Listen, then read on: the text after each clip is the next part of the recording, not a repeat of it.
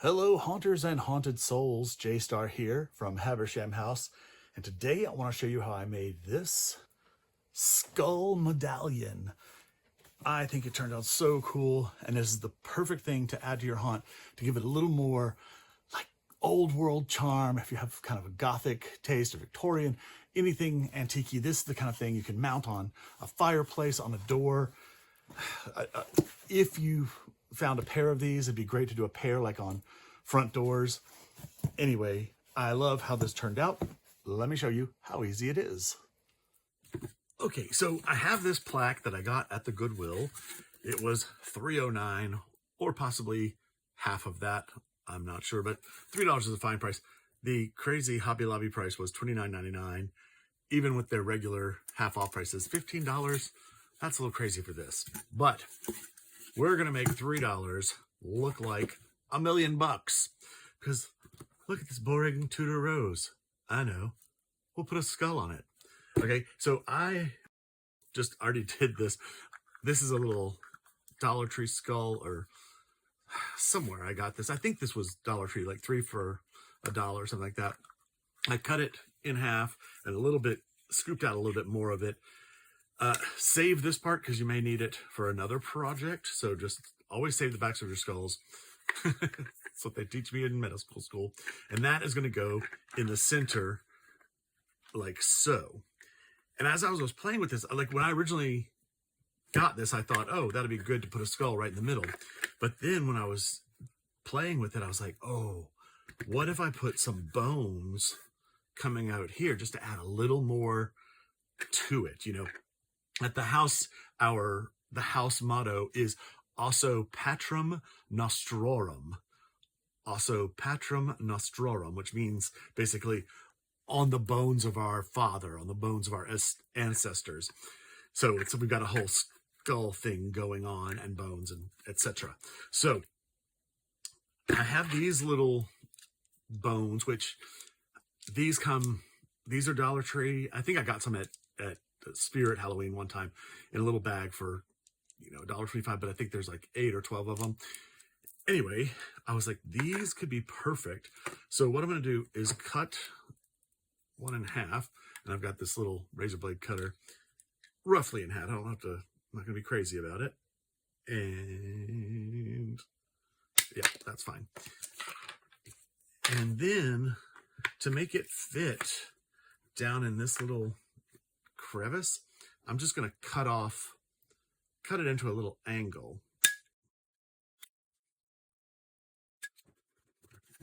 Okay, now normally I would just sand this, and you do want to sand this. There are usually, especially on this one, little registration marks from where the mold was, or it's seeped under. So just knock those off, because we are going to make this gold, and those tend to show up more once it's shiny. Okay, so we're gonna do that, and then you can just sand this down, but I thought of a trick. Pencil sharpener. Just go in the pencil sharpener a few times, and then it sharpens it to a little point, and there you go. Now it fits down in that little thing.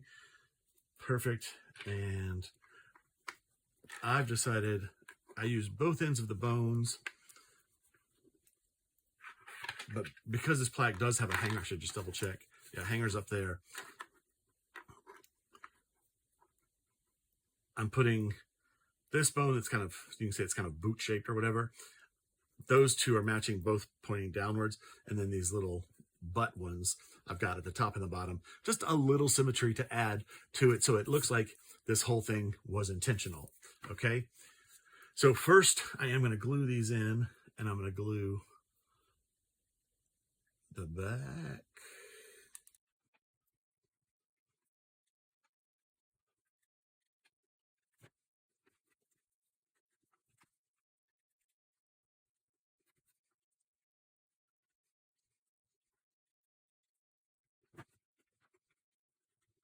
Okay, those are all secure. I mean, amazing, right? Now, just because I don't want that point to be super visible in there, I want it to make it look like it's a hole. just going to give a dollop of glue. I'm kind of using the nozzle of the glue gun to flatten it out and shape it a little bit.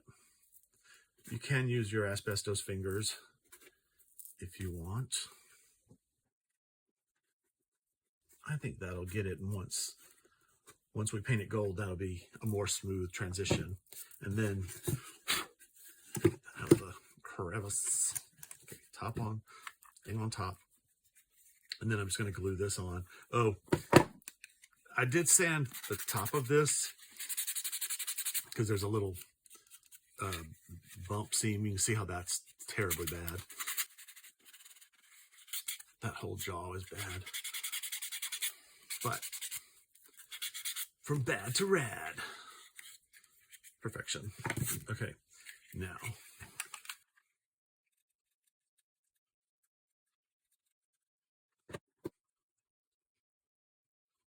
And for this one, I just pushed it, the skull right up to the top edge. Sometimes I use air dry clay to fill in the gaps on these. I don't think I'm going to worry about it with this one. I think it's not going to be that noticeable.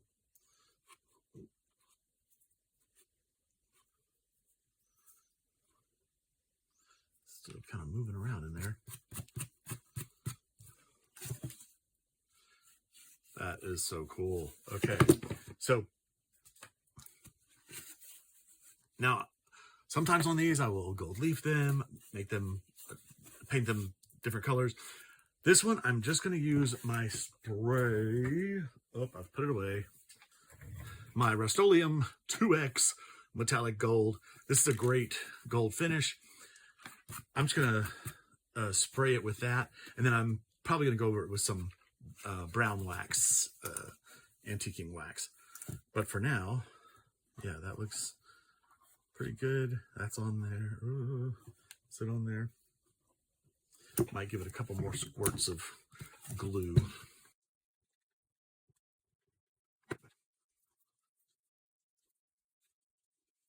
I just went in with my asbestos fingers and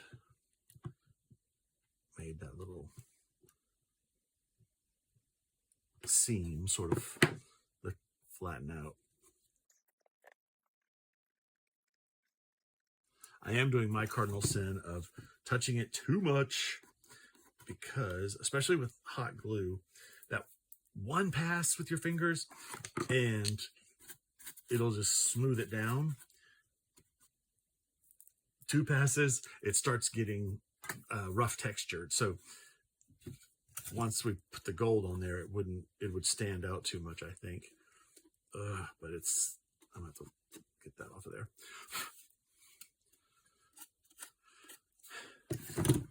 So anyway, I'm gonna paint it gold. Another thing, like one thing you can do on this is like mount this to a door or a wall with molding around it, and then paint the whole thing the same color, and then it just looks like part of the carved, the carving in the wall. That's what I love about these.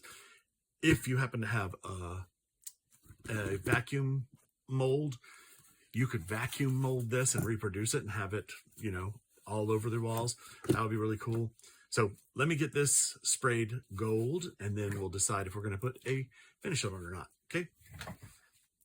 Okay, so we have our lustrous gold on there, and I just love the way this turned out, and I love the subtlety of these bones. And if you look here in those little crevices, it looks like they're just carved right out of it because of the hot glue we stuck in there.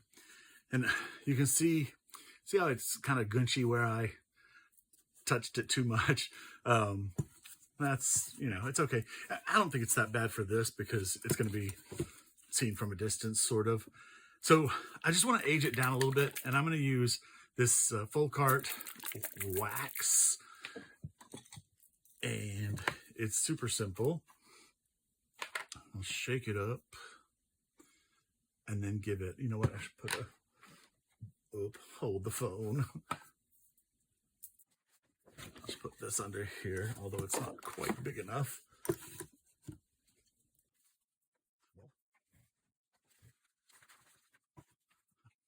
And then, so just scooch it in there. And the main thing is I want to get in all the crevices here. And I don't want too much on it because a lot of it's going to come off. So, you know, why waste it? While I'm coating this with wax, I just wanted to let you know this is a brand new channel where I'm going to show you all my DIYs of stuff that I do for the haunt behind the scenes. You're going to get tours and all kinds of good stuff. So subscribe right now and help me out with my brand new channel. Leave me a like, leave me a comment. Tell me what you most want to see from our behind the scenes videos. I definitely want your feedback. Thank you. Okay, that looks pretty good. Let's see. This, don't want to knock that over or anything. And then we're just going to take a cloth and wipe off the excess or whatever you want. And now you see, once you put this little layer of wax, it just leaves the most beautiful gold.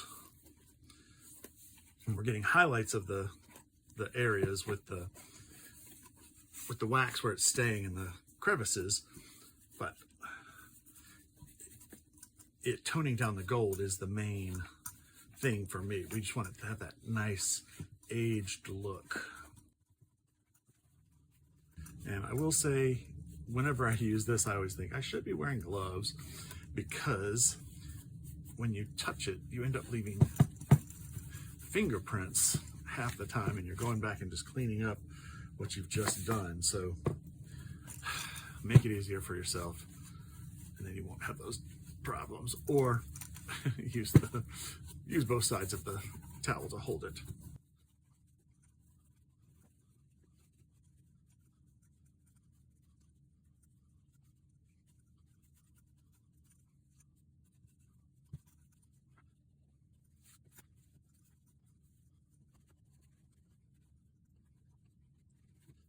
And to get some of these crevices, you can see that wax is still kind of shiny, wet. You can leave it. I just want a little bit less there. It'll just take longer to dry if you leave it in there, which is fine, but you know, you might want a little more aged look.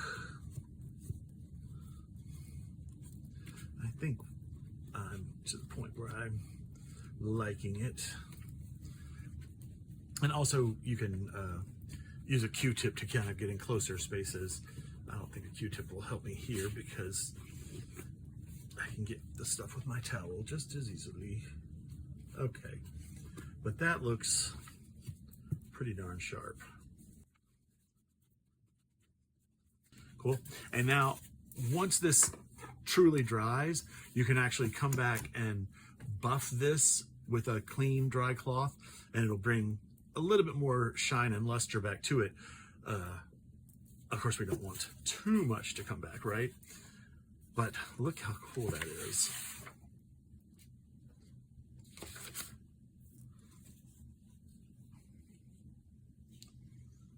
It's like a custom piece for your haunt that would cost, you know, so much money. But it really would gives that great effect if you add it to plain walls, just to give it a little more dimension and a little more realism. Cool. And here is our finished medallion. I love the way this has turned out. The extra bones here that, you know, just kind of came to me in a flash just because of the way those petals were formed. I think that looks great. I mean, it just looks like it's carved, and it looks like it always was one piece. And the gold finish, I mean, the Rustoleum 2X, you can't go wrong with it. Add a little brown wax to it, and voila, vintage antique gold finish. I think it looks great. So I hope you try this and let me know what happens. Thank you so much for watching this video. Please like and subscribe and leave me a comment. I'd love to hear from you. From the house, this is J-Star saying, have a great day and keep haunting.